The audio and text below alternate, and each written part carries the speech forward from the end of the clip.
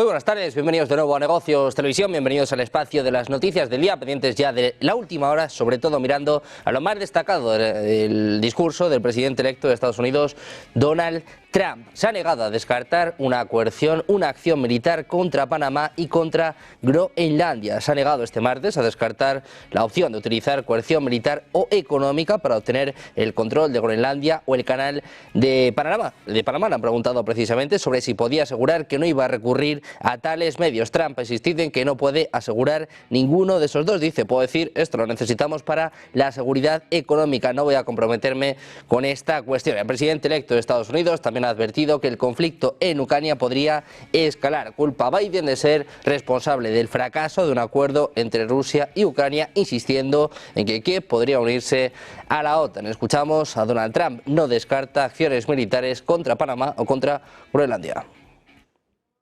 More for our ships than they charge for ships of other countries. They charge more for our Navy than they charge for navies of other countries. They laugh at us because they think we're stupid, but we're not stupid anymore. So the Panama Canal is under discussion with them right now. They violated every aspect of the agreement, and they morally violated it also. And they want our help because it's leaking and not in good repair. And they want us to give $3 billion to help fix it. I said, well, why don't you get the money from China? Because China's basically taken it over. China's at both ends of the Panama Canal. China's running the Panama Canal. And they come to see this Biden, this guy who should never have been.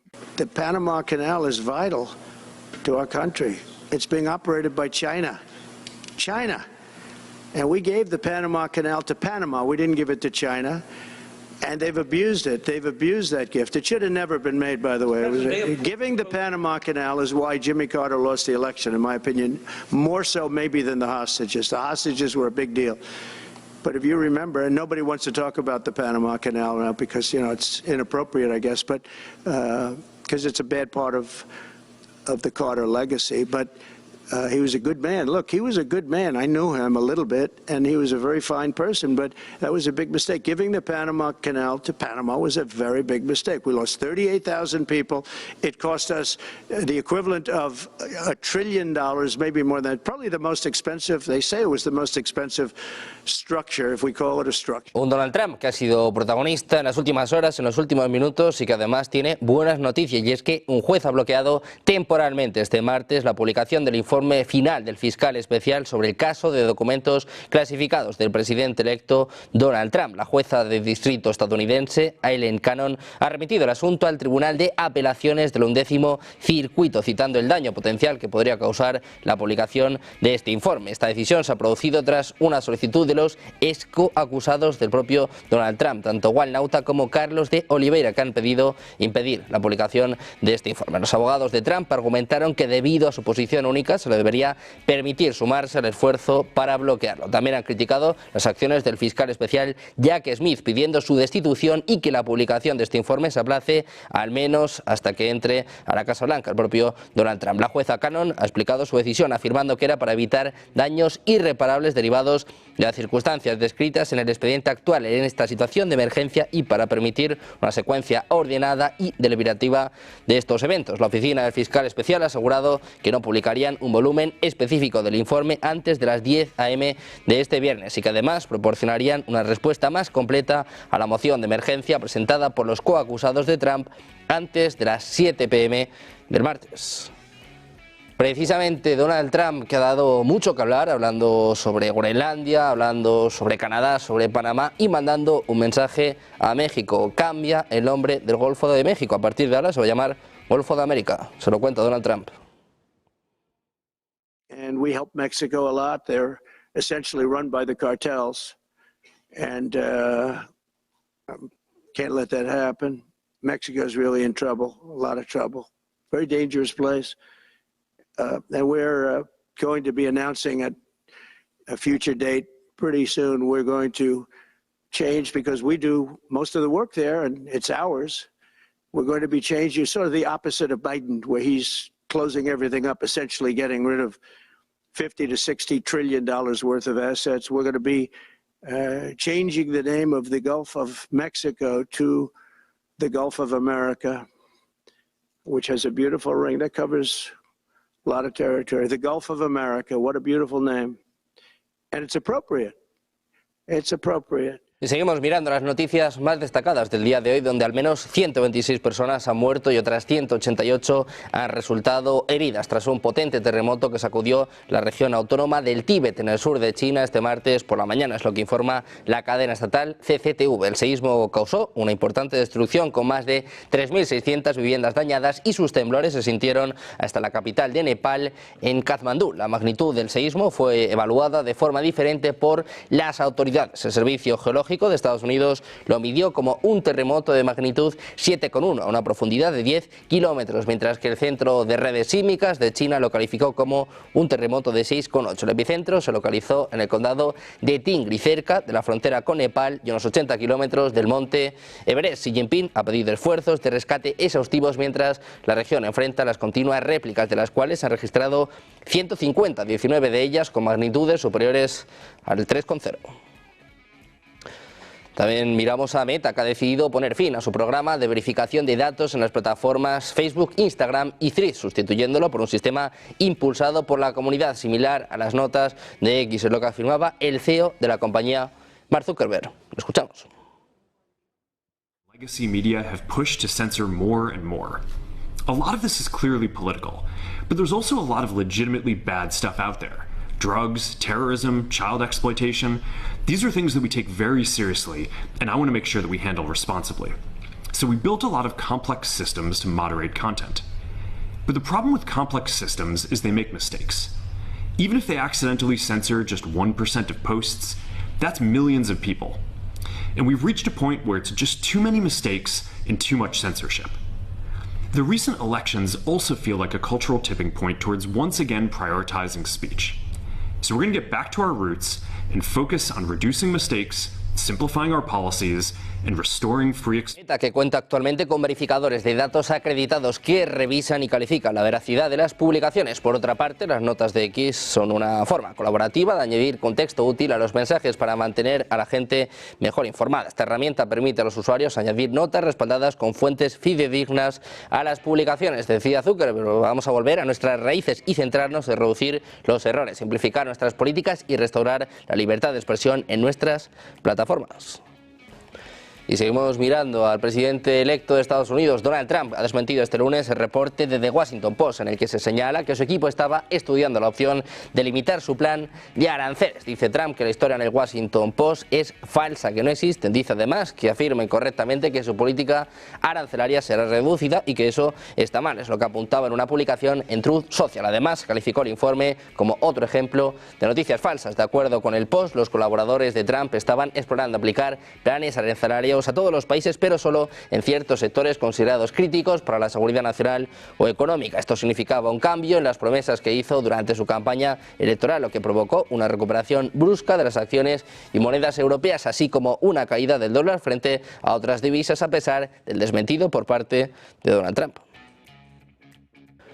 También miramos a Dinamarca. Su primera ministra, Mette Frederiksen, ha dicho al presidente electo de Estados Unidos, Donald Trump, que la isla ártica de Groenlandia no estaba a la venta, pero subrayó que estaba interesada en cooperar con Washington. Hablando con la televisión danesa, al mismo tiempo que el hijo de Trump, al mismo tiempo que Donald Trump Jr. llegaba a Groenlandia, Frederiksen ha dicho que eran los propios groenlandeses los que tienen que decidir su propio futuro. Eso sí, admitió que la isla más grande del mundo posiblemente buscaría la independencia en los próximos años, lo que llamó como algo legítimo, al tiempo que enfatizó que esperaba mantener intacto el reino de Dinamarca. Decía, necesitamos una cooperación muy estrecha con Estados Unidos. Por otro lado, me gustaría que todos respetaran que los groenlandeses son un pueblo de su país el que está en juego aquí.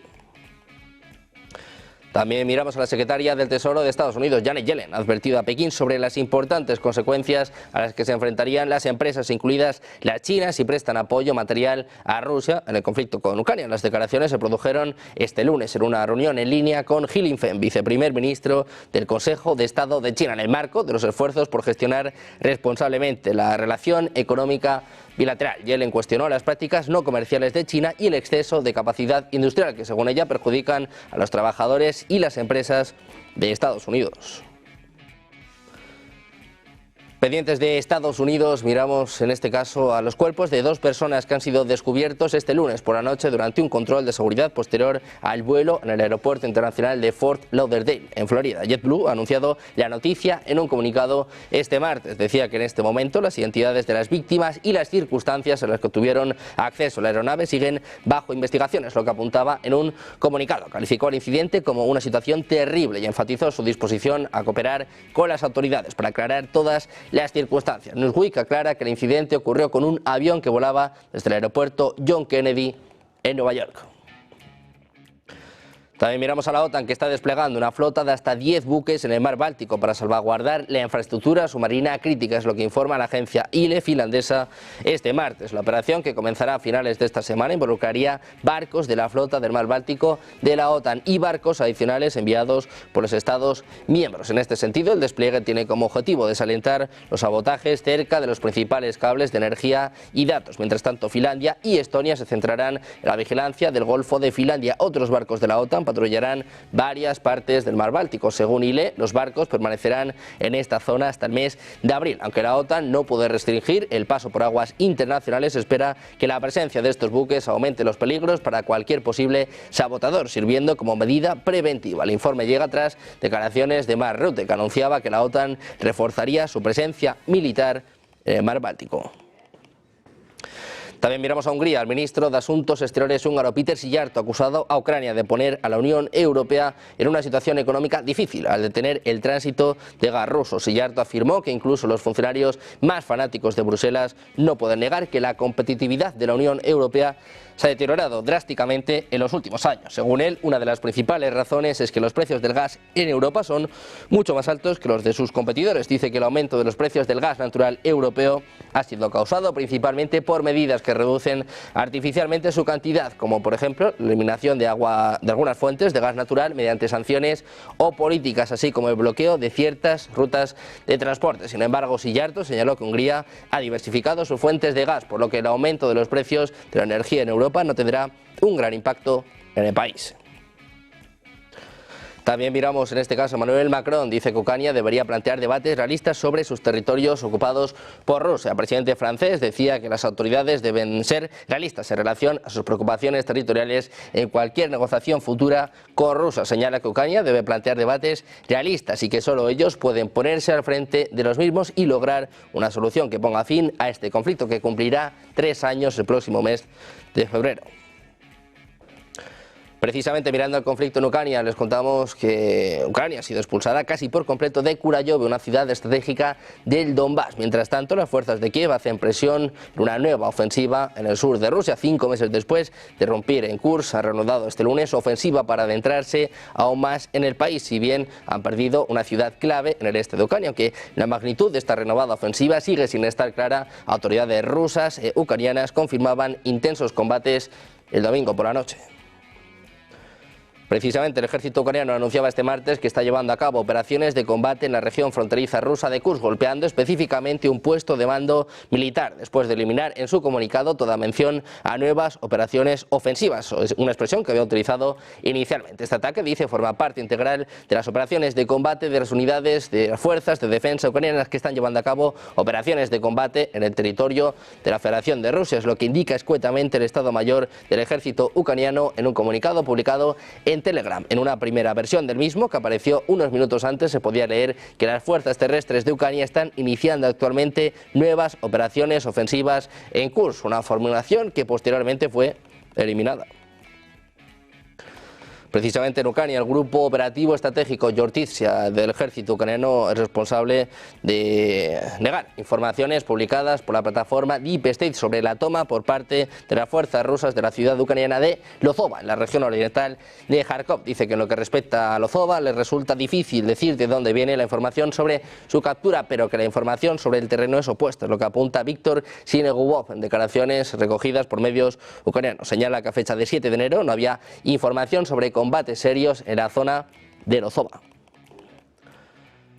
Miramos en este caso a la mayoría de los ucranianos que sigue apoyando a Zelensky en su actuación tras casi 3 años de guerra, pero esta cifra está cayendo bruscamente en el último año, es lo que apunta un estudio publicado por el Instituto Especializado de Kiev. El Instituto Internacional de Sociología de Kiev realizó una encuesta telefónica a 2.000 personas entre el 2 y el 17 de diciembre. Según los resultados, a finales de 2024, el 52% de los ucranianos afirmaba confiar en Zelensky, una cifra que había caído bruscamente desde finales de 2023, cuando estaba en un 77%.